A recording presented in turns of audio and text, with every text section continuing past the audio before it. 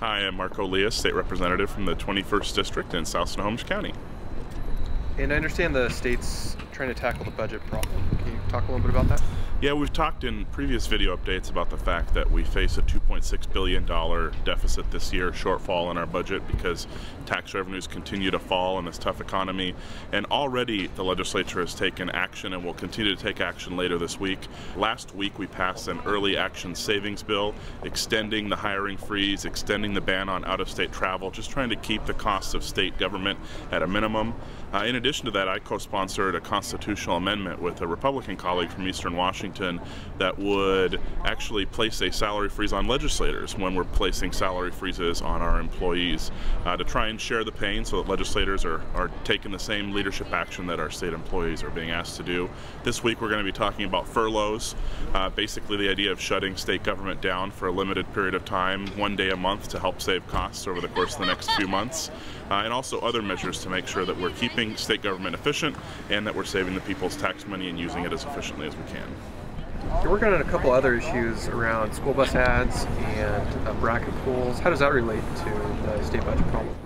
You know, when it comes to the advertising on school buses, in this tough economy, I'm really trying to look sort of at every possible solution that'll provide a little bit of extra revenue, a little bit of extra funds, particularly for K-12 education.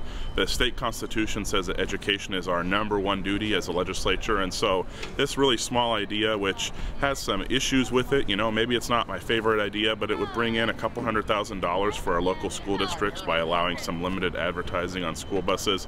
I'm not saying it's the perfect solution, but I think we've got to look at everything we can do to save money and to create any kind of additional revenue to help our schools.